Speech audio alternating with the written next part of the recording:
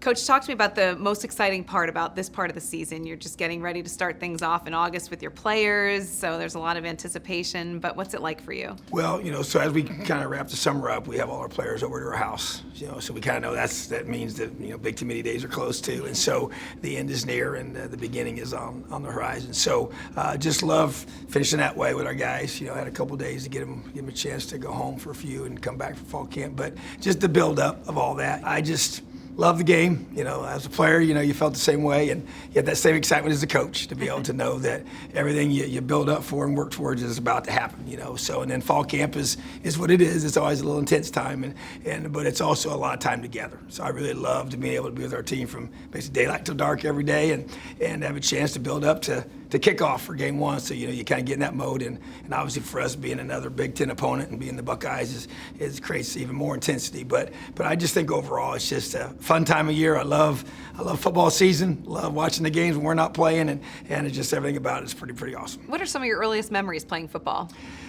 Well, I started when I was in 5th grade. My dad was my high school coach, and so around it my whole life. So my dad would come pick us up when we were in kindergarten, and my brother and I, and go to all the games with him, be the ball boys on the sideline, and then you get a chance. I got a chance to actually play when I was in 5th grade, and just loved it. It was my favorite sport. I played a bunch of sports, but being around it as a coach's kid, we had our own little, my brother and I had our own full pads that Dad gave us before we got to play, and we're doing tackling drills in the back, and just learn how to do things fundamentally with him. And so it's part of my life, without doubt. And then obviously played all the way through, and then got a chance to play for my dad in high school, and played with my older brother as well. So it's just ingrained in everything I am. Having a dad as a coach, did you know then that coaching would be a perfect fit for you as well? It's crazy. I did not. I went off to college to be an accountant, which is interesting. I know probably to hear. After a year of that mode, and I was around it my whole life, and I saw the impact. So I never forgot that. And after I was studying and getting that first year, and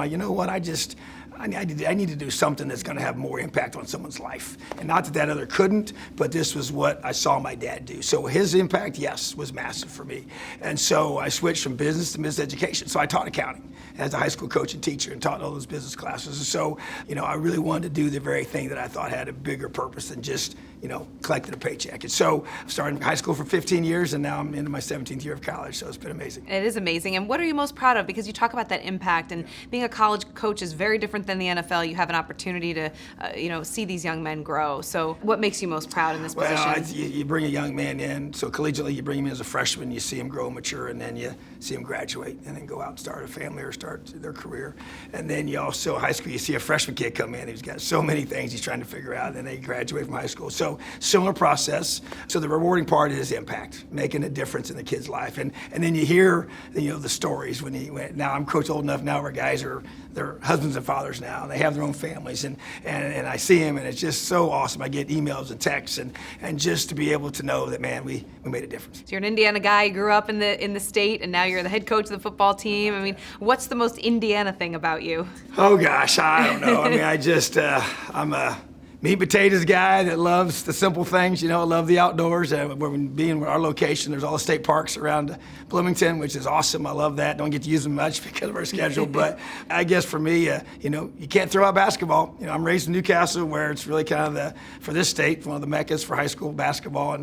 And Steve Alford's dad was the head basketball coach at Newcastle. My dad was the head football coach. And so just being raised around a great game, even though I didn't play it, I was a wrestler, but you still can't get that out of your blood. I love watching it. So I love where I'm from. Do you feel pressure in a way with the program? Yeah, because you represent people that you know, and that every time you take that field, you feel the pride of that wearing the name of our own state on our jersey. Being the Indiana Hoosiers is a special thing for me, and yeah, there's no question that you do that, and that's why it means so much to me to get this thing where we're supposed to be. Yeah. You talked a little bit about fall camp earlier, and it's an opportunity for players to shine and to earn starting roles. You've discussed publicly the quarterback competition for the fall, and it's going to come down to their performance there. But what specific traits are you looking for in a starting quarterback? Well, number one, you got to be able to protect the football. I mean, I think that's, understood in some ways, but, when you go through and look at it as a defensive-minded person, as I view things, we're trying to do everything we can to take the ball from the offense, so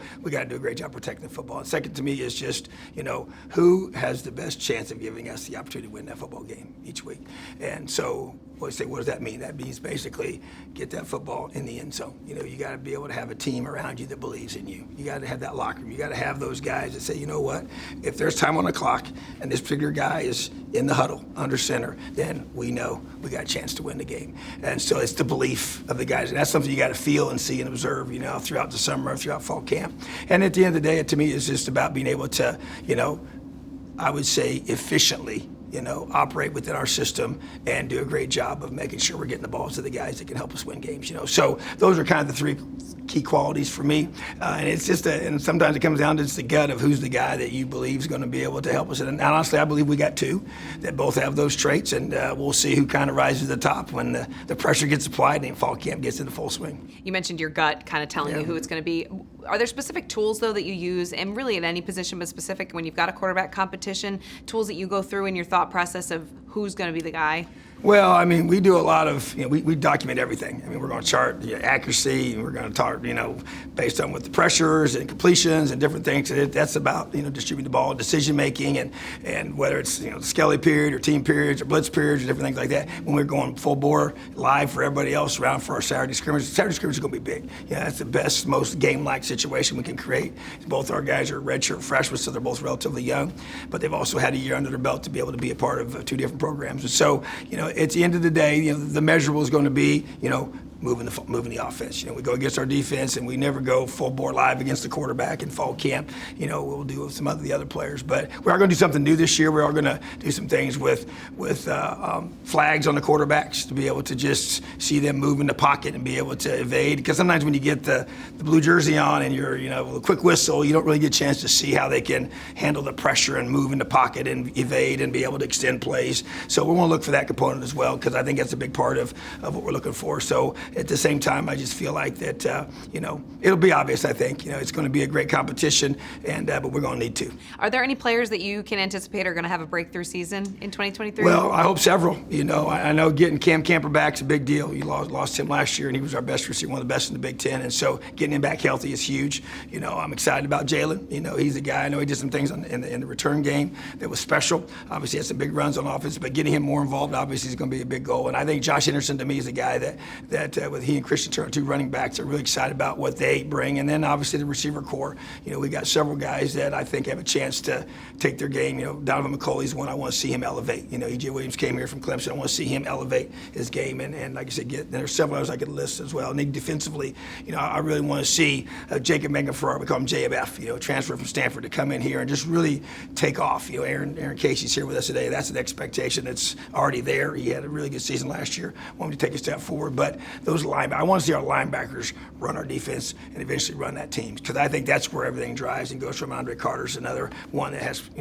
documented success in the MAC. Now we got to see how that translates to the Big Ten, and so those guys need to step up and play well. Tell us something about coaching in the Big Ten. What's aside from your venue, what is the toughest atmosphere that you go into that maybe you dread the week of? Well, there's several. I mean, when you go to Ohio State, to Penn State, to Michigan, I think that, it's hard to separate those three. Man, we played at Iowa, it's a tough venue to play in, so road games in general are really hard, but I think, for me as a Indiana kid growing up with the Big Ten, poster in my bedroom when I was a kid of the original 10 teams and all their mascots were on there, I just, going into Michigan and Ohio State to me is, that just, that's Big Ten football to me, and just growing up the way I was raised and being in a home that watched college football as much as, that was back when you pretty much had just 4 channels to pick from, right. So, man, I just live for those Saturdays to watch those games, and just watching those teams play. And so then walking into those stadiums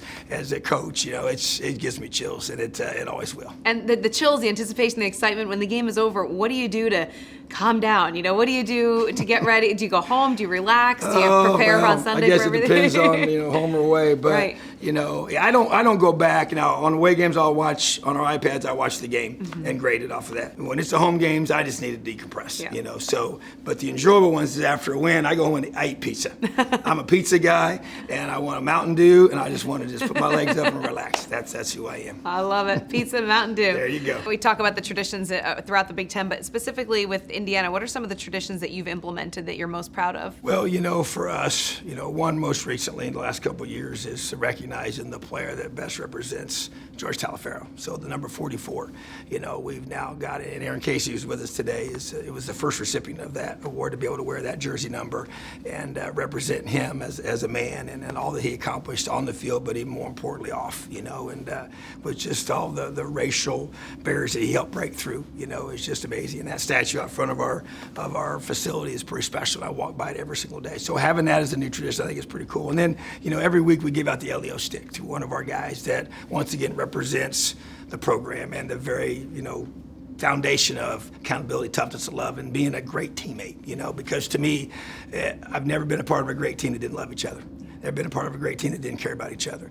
And I think even in today's world of just getting guys to be thinking about each other and not themselves is a powerful thing, because I say it like this. So when the team does well, individuals get recognized. But when you put yourself first in this great team sport of football and try to make it about you don't do as well, neither does the team. So seeing guys buy into that is a powerful thing. And LEO has become a huge part of our culture and our program, and our players have bought into that because it is about accountability and toughness. You can be really tough on somebody when they know you love them and care about them. And our guys embrace that, and I want that extended, not just from the player, from the coach, but also player to player. And I think that's really, especially with the movement of the portal and new guys on your team now, getting those guys connected. That's why we have more to our home, like we do at the end of the summer and throughout different times as much as we can, because trying to build a connected football team. When you eventually look back at your time in coaching and specifically at Indiana, what do you want your legacy to be? Man, that I love my guys, that I taught them how to become the man I believe they were created to be. That's what I want.